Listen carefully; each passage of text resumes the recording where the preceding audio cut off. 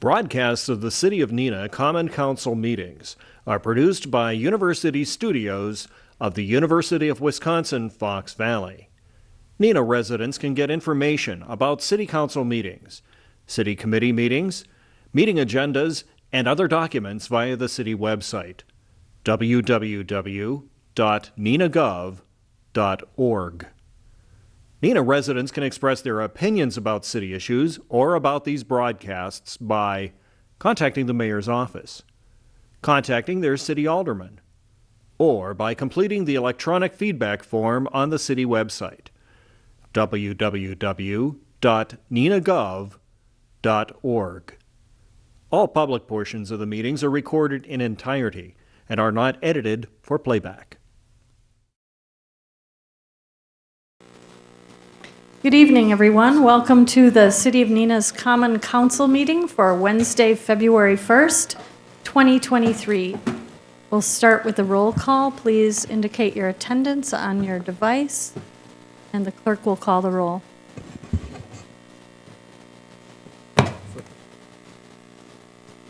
Alderperson Boyette is excused. Orchard? Here. Hillstrom? Here. Lundrum? Here. Erickson? Here. Weber? Here. Skirms? He is appearing by phone. Steiner? Here. Stevenson? Here. Here. Somewhere. Here. Thank you, everyone. Alderman Lundrum will lead us in the Pledge of Allegiance. I pledge allegiance to the flag of the United States, to the republic, one, for God.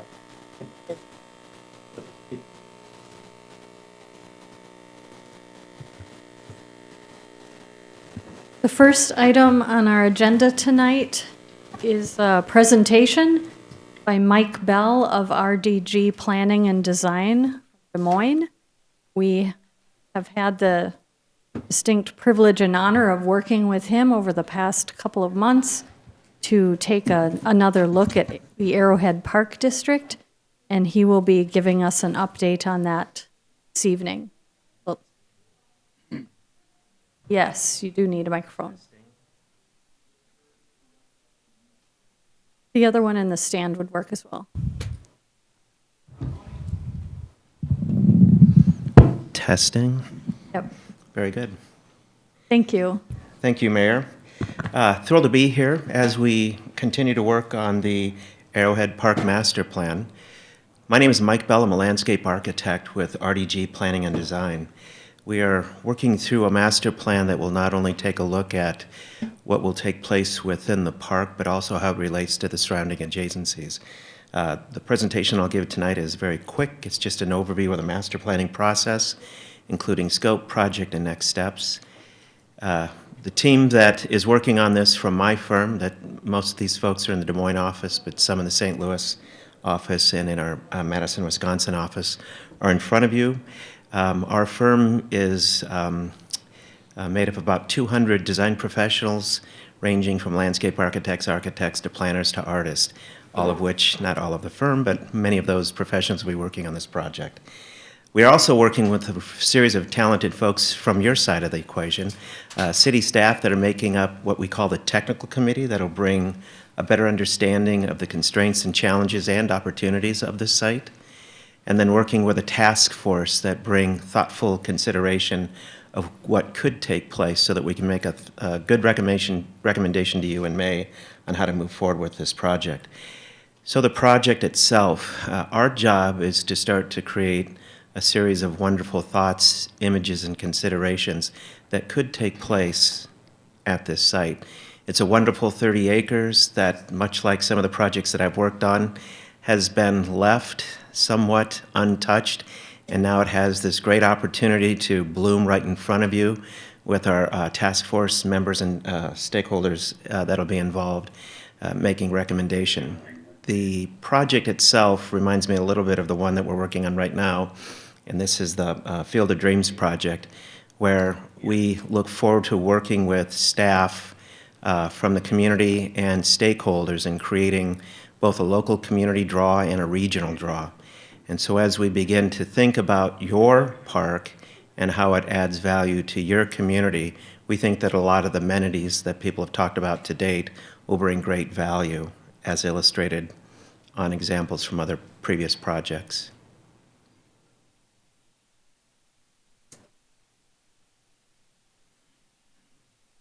One thing that we have learned is that people are excited about this park and what it has to offer, thinking how we can bring not only artful placemaking, but making sure that it connects to the surrounding community, the immediately surrounding community, and the community at large in the metropolitan area. Thinking about how families can be enhanced or can find opportunity within this park, but also how we can have a variety of functions that draw people from far and wide.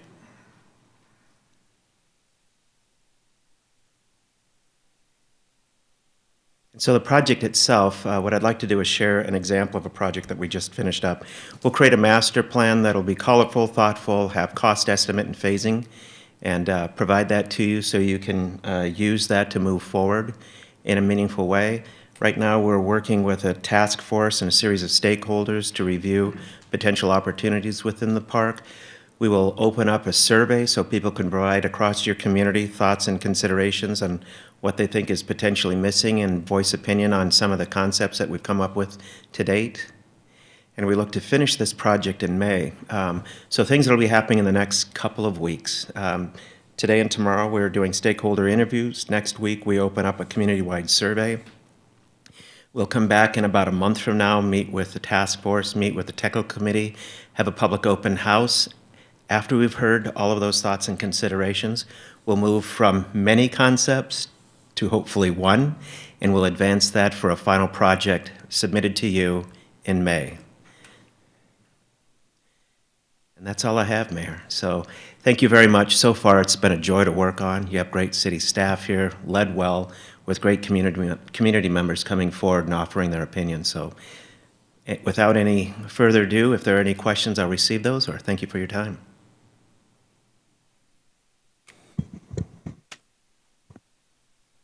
Any questions at all? Thank you so much for the overview. That was fantastic. And I just have to concur with Mike. We had a wonderful time meeting with business leaders in the community today, and there's a lot of excitement in the business community for the development of Arrowhead. It's a great opportunity for businesses to have a place that can help them recruit business workers and retain talent in this community. So business leaders are very excited about this project, and we're very excited to be working on it. So thank you, Mike. Thank you, Mayor.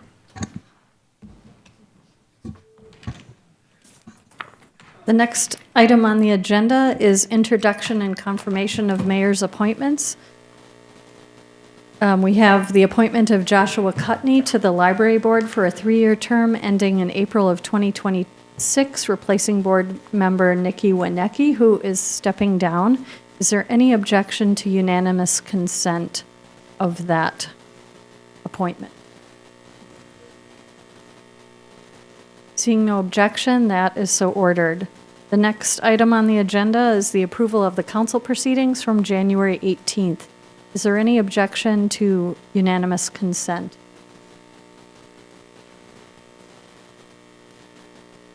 Seeing none, those minutes are approved.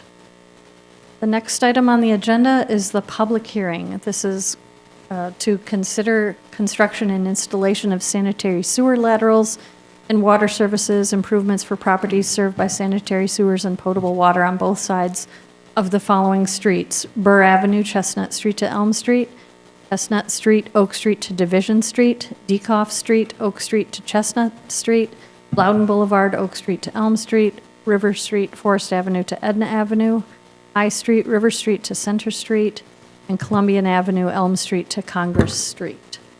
And I will open the public hearing now if there are individuals here who would like to comment or make any statements or have any questions regarding any of this. I will open the public hearing.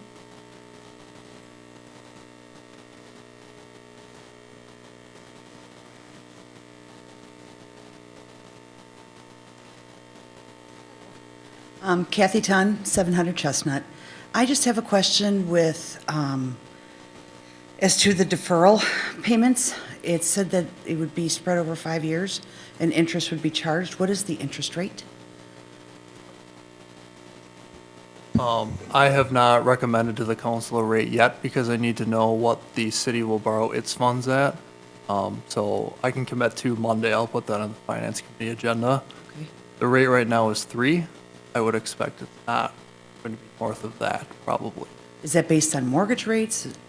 Just the general Just the interest rate general environment, interest rate. and then in particular, the rate that the city borrows its funds at. That number I'll know tomorrow. And then the interest that's collected, who benefits from that? Yeah, so the city has general revenue because we have to pay interest on our debt up front, so it's revenue to the city back. Thank you. Thank you. Would anyone else like to speak during the public hearing time?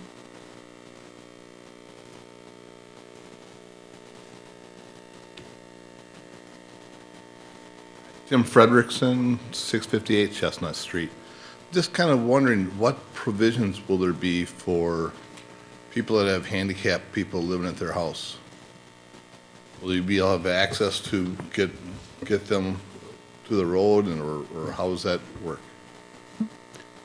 If we have anyone on the project with accessibility needs, if you could let us know your information, and we'll work with you on the arrangements that you need for whoever in your house has those issues. We've dealt with that on other projects, so we will work with it. And then one other question I had was they mentioned connecting the sump pump to the sanitary water. How is that done, I guess is my question. Is that going to be done outside the house, inside the house, or? Actually, we don't want the sump pump connected to the sanitary sewer lateral. So if you have a sump pump in your house, what we're doing is, in some of those neighborhoods, they did not install storm sewer laterals at the time those neighborhoods were constructed. So we're putting storm sewer laterals in, and that may be what you're referring to. Yeah, maybe. Is tying that in. Maybe I misread the information. Sure. Thanks. Thank you.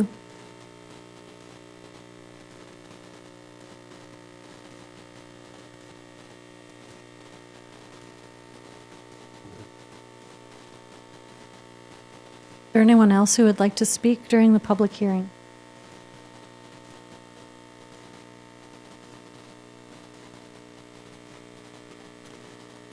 Seeing no one, we will close the public hearing.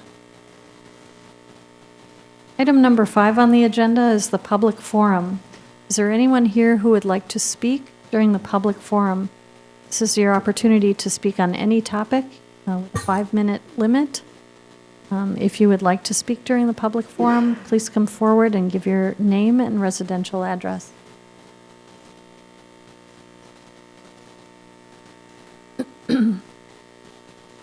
Hi, Chris Payette, 675 Chestnut.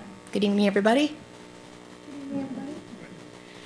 Just a quick comment, since I didn't do a round of letters this time regarding the Shattuck property sale. I do remain passionate about keeping the character of our neighborhood. I remain stressed and worried about what's ahead. I just kind of feel like I'm twisting in the wind, with not knowing where that's going to go. So just here to state my ongoing concern and hope that we can find a collaborative way to stay within our current zoning. Thanks, everybody. Thank you.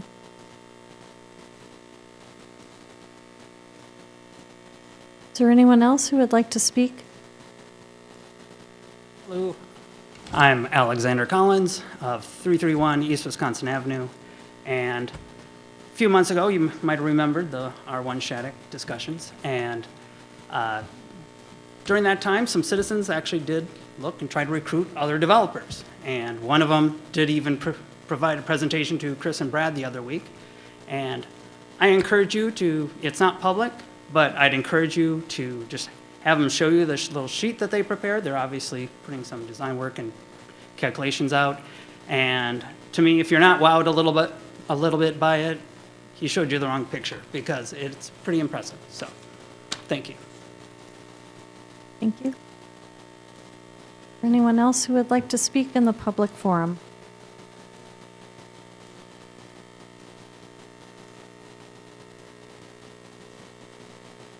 Seeing no one, we will close the public forum. Is there anyone who would like to comment on the public forum at this time?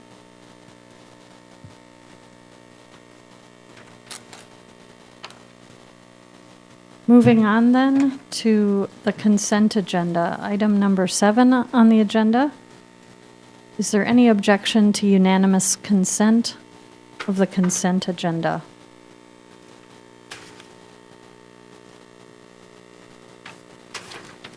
Seeing no objection to unanimous consent, that is so ordered. Item number 8 on the agenda, reports of standing committees. Alderman Lendrum, regular Public Services and Safety Committee meeting. Thank you, Mayor. Reporting out from the regular Public Services and Safety Committee meeting of January 24th, 2023. The minutes can be found on the city website. Item number 1, committee recommends council approve the proposal from Edgewater Resources, Madison, Wisconsin, for shoreline design services in the amount of $46,958 using budgeted 2023 capital improvement funds, and I would so move. Here's a motion by Lendrum, seconded by Alderman Hillstrom. Are there any questions on this item?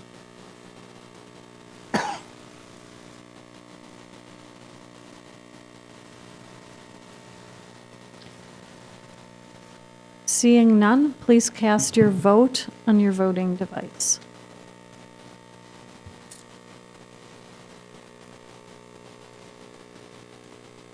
I vote yes because my device is not working.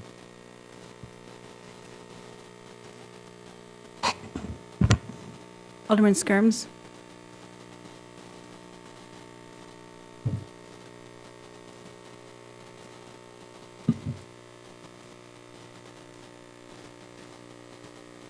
Alderman Skirms? Are you voting aye?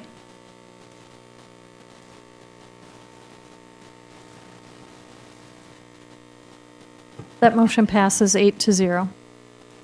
Item number 2, committee recommends council approve the purchase of 2 2023 Ford hybrid marked police vehicles, 1 2022 Chevy Silverado investigator vehicle, and 1 2023 SureTrack enclosed evidence trailer at a cost not to exceed $208,000. And as soon as I get a second, I would like to call up somebody from the police department to talk about choosing the trailer versus, oh, thank you, good, he's here.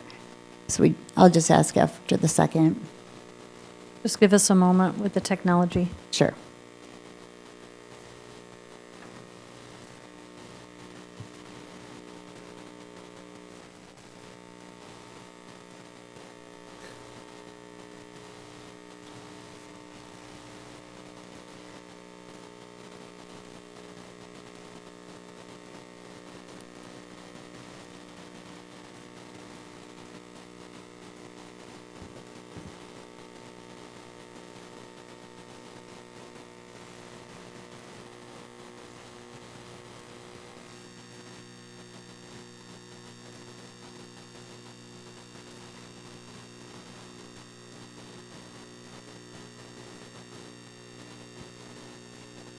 Carrie, you can make your motion.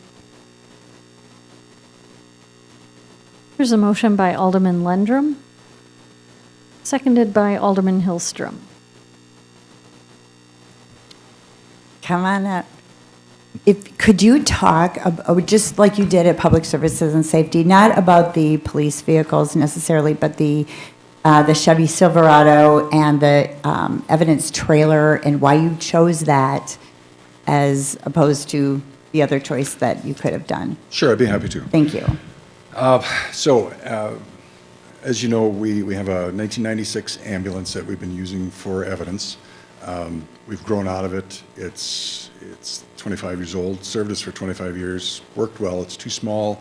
The diesel odor is noxious. It's become unreliable. So we need to replace it. It's budgeted. It's the forensic evidence trailer, right? Is that what you Yes. call it? Okay. Well, yes, yeah. We can call it a lot of things. It's our crime scene Crime scene, vehicle. sure. Sure. It's where all of our investigative equipment is stored for major crimes or small crimes. So we set out to replace it. The first thing we did was looked at similar vehicles like box trucks, only bigger. And then we also need a vehicle for our new behavioral health officer. So I'm looking at this ambulance. It sits in the garage much of the time, and it's a vehicle. It doesn't go anywhere, but I've got tires, and I've got gas, I've got oil, and maintenance. We already use 2 trailers, one for our training equipment, one for our SWAT response. So after talking about it for a while, we thought we would use a trailer. We'd store all of it. We would be gaining 80 square feet, 32 square feet of space. There's no maintenance. The trailers we have, one we got in 1996, so they're stored inside. It's going to last forever. I'm anticipating this is a 30-year vehicle, which gives us the opportunity to, we'll stay way under budget. We can get we'll get the truck we're going to buy will be an investigator truck. His vehicle would be cycled down to the behavioral health officer, so that satisfies our extra vehicle that we need. Now we can, as an investigator vehicle, the truck will always be available to pull that trailer to any crime scene we have. In addition to pulling any of the other trailers, it's a 4-door truck. It transports people, larger evidence items, and so on. Initially presented in here, we priced out a Ford F-150 at 2023. I got a call from Bergstrom's, and they have cycled out one of their loaner trucks, a Chevrolet Silverado, which will save us $8,000. We'll go a little over that, we were about $8,400 over the budget. This will bring us about $400 over the budget. So buying the truck and the trailer instead of a box truck, saving us enough that we can turn back to pay for the squads, which this year are $4,000 more than they were last year. So the big picture, we're saving a lot of money that we can use towards the cars to stay in budget. And you said you would outfit the trailer yourself with the Yes. shelving units and everything Yes. that you need? Yes, it's going to have 110-volt power, 12-volt power. It'll have a roof air conditioner like a camper. It'll have a heater, storage units, bins, generator, dry toilet, floodlighting on the outside. All that will be installed by me. I'm anticipating a 6-month project because I'm only there 20 hours a week. And everything is done according to the National Fire Protection Association. There isn't a code for RVs, but there are rules and guidelines, and those will be followed through every step of the electrical. Well, there isn't any plumbing, that's a dry toilet, but all the electrical, the structural, and so on. And so many times we say you will outfit it, meaning, maybe Bergstrom or somebody, or, your, Rick Spoo at the garage, but you mean you. It'll be right, yeah, Police Smart. I got a quote for upfitting it. It was about $11,000. So rather than that, we'll just do it in-house. That sounds great. And we appreciate your creativity with this project. A light bulb went on between Captain Van Sambeek and me. Bit of an epiphany. It just seems to work out perfectly. Yeah, it was amazing. Thank you for that. I appreciate that. Yeah, no problem. And thanks for explaining it to us. Any other questions? Or? Alderman Hillstrom? Thank you, Mayor. Could you also just talk a little bit about the savings we'll get with the hybrid police cars? Oh, yes, I can do that. I'm guessing everybody got a copy of the proposal. To make a point on, it was page 2, there was some numbers and fuel economy. I want to let you know that the first column, the actual, is actual. I called Greg Radke. I got how many gallons were dispensed to Squad 4, which has been in the fleet for 4 years. Current price per gallon, use the mileage on the car, which is 100 and some thousand miles. So the money we spent on that car in fuel in 4 years, you know, fuel prices fluctuate, I understand that. This is what I have to work with. But the actual numbers is $30,190. I contacted Lieutenant Matt Albrecht at Menasha PD. They've been running the hybrids for 4 years, 4 or 5 years. And he tells me they are getting 17 miles per gallon in the car. We're currently getting 11.3 on our car, and that's actual. That's calculated based on the gallons and the miles. So even if we get halfway to 17 and get 15 miles per gallon, we're $7,400 fuel cost savings over a 4-year period. And if we get the 17, he says he's getting, that's $10,000 in fuel savings over 4 years, which I think is considerable. Thank you. Good question. Are there any further questions? Seeing none, please cast your vote on your voting device. Vote aye.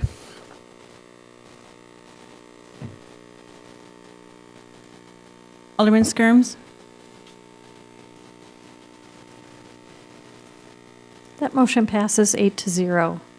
Item number 3, committee recommends council approve the purchase of a 2022 New Way 25-yard Cobra rear load refuse truck from Envirotech Equipment, Menominee Falls, Wisconsin, in an amount of $224,561, and then $2,500 for outfitting with radio, logos, lighting, and using budgeted 2023 capital equipment funds, and I would so move. A motion by Alderman Lundrum, seconded by Alderman Borchert. Is there any discussion?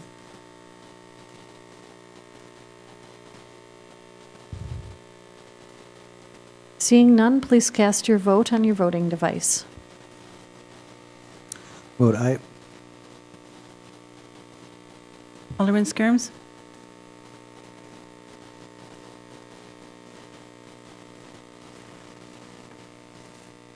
That motion passes 8-0.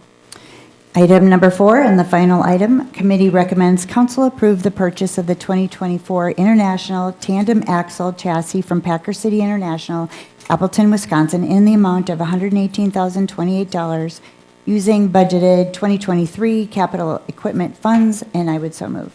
There's a motion by Lundrum, Second. seconded by Council President Stevenson. Is there any discussion?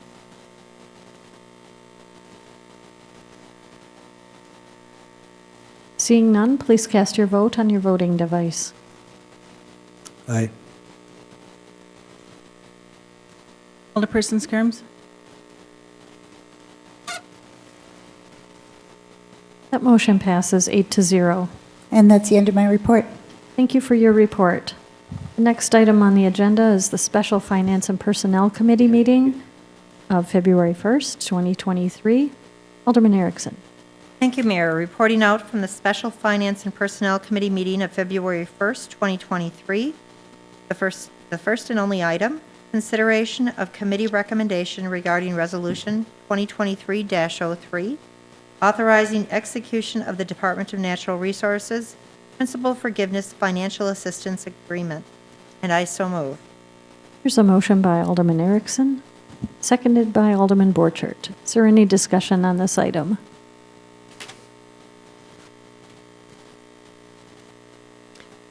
Seeing none, please cast your vote on your voting device. Aye. Alderman Skirms?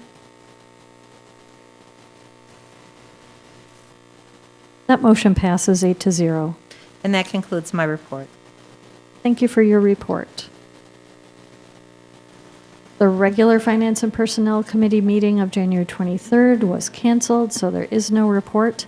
So moving on to item number 9, reports of special committees and liaisons and various special project committees. The regular Plan Commission meeting of January 24th was canceled. Moving on to the Board of Public Works meeting of January 31st, 2023. Vice Chairperson Hillstrom. Thank you, Mayor. The minutes from this meeting can be found on the city's website. This evening, there are 4 informational items and 1 council action item. Start with the informational items. A, the board approved change order number 1, contract 2-22, sanitary sewer and laterals, water services and street construction on Dekoff Street and Grove Street. Donald Heapus and Sons Incorporated Little Chute for rock removal and extra gravel in an amount of $11,273.88. Item B, the board approved change order number 2, contract 2-22, sanitary sewer and laterals, water services and street construction on Dekoff Street and Grove Street. Donald Heapus and Sons Incorporated Little Chute for extra plumbing and footing removal in an amount of $4,785. Item C, the board approved change order number 3, contract 2-22, sanitary sewer and laterals, water services and street construction on Dekoff Street and Grove Street. Donald Heapus and Sons, Little Chute, final quantity adjustments in the amount of $18,993.43. Item D, the board approved pay request 1 for contract 11A-22 water service replacement for Dean Avenue and Zemlock Avenue in the amount of $378,621.75 to Donald Heapus and Sons of Little Chute, Wisconsin. Then 1 council action item this evening. The board recommends council approve final pay request contract 2-22, sanitary sewer and laterals, water services and street construction on Dekoff Street and Grove Street to Donald Heapus and Sons Incorporated Little Chute in the amount of $130,491.61, and I would so move. There's a motion by Alderman Hillstrom, seconded by Alderman Borchert. Is there any discussion on this item?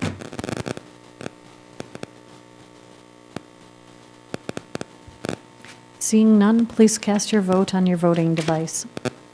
Aye.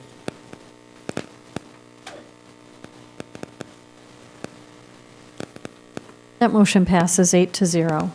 That concludes my report, Mayor. Thank you for your report. Director Hayes, is there a report from the Community Development Authority? I just have 2 items, Mayor. From the CDA, we are continuing to work on Donaldson's property on Cecil Street. I would hope that the council had authorized an acquisition of that some time ago. We have all the environmental review completed to our satisfaction. That should indicate that it's okay to move ahead with an acquisition.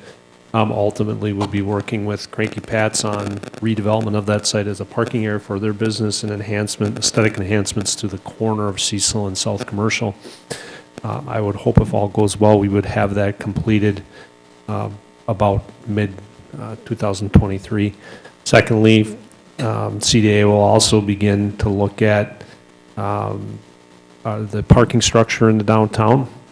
We have been working with Bolt Incorporated to look at a refined concept for the design of the structure, evaluating possible design options and probable cost estimates. And I anticipate that those items will be coming forward, both the CDA and our respective standing committees in the very near future. Thank you. Thank you for your report. Alderman Erickson? Yes, I have a question for Director Hayes. I've been on the CDA since April, and did I miss a meeting? Because there hasn't been a meeting since April that I'm aware of. Yeah, they're a very efficient group, so I would expect that we're actually anticipating a meeting next Monday. Okay. Agendas will go out this week. Okay. Any other questions? Alderman Borchert, is there a report from the Sustainable Neenah Committee? There is, just reporting on for a meeting on January 25th. From the Sustainable Committee meeting, we had a presentation from Allison Madison, who's the program director from Wisconsin Saltwise, discussing the use of salt on our streets and our pathways and things and the impact it has on our environment. And I'd like to commend Superintendent Radke on his constant looking to find ways to reduce the amount of salt we use while keeping safety and costs down, and also utilizing some of the Wisconsin Saltwise training videos.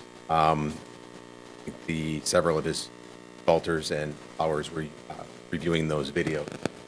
So it's just kind of neat to be able to see that we're looking for options to make sure we're economical and environmental. End of my report. Thank you, Mayor. Thank you for your report. Bergstrom-Mahler Museum, Alderman Steiner, is there a report? Yes, thank you, Mayor. The board of the Bergstrom-Mahler Museum met on Wednesday, January 25th. A few important events to note. There is a night at the museum on March 11th from 7 to 10 p.m., which is a Roaring Twenties theme, so dress up as welcome. Flappers are invited. I really hope I use that term appropriately. There is a free community event, Art After Dark, on March 23rd from 5:30 to 8:30. So if you're looking for some free fun, make sure to stop by there. And then glass artists are invited to participate in the Clumming Glass Arts Festival August 12th. So if you are or know of a glass artist, you can submit that onto the Bergstrom-Mahler Museum website. And that concludes my report. Thank you for your report. Are there any petitions? No petition. Any council directives? Any unfinished business? Any new business? Seeing none, I'll entertain a motion to move into closed session. So moved. There's a motion by I do that. Council President Stevenson, seconded by Alderman Borchert.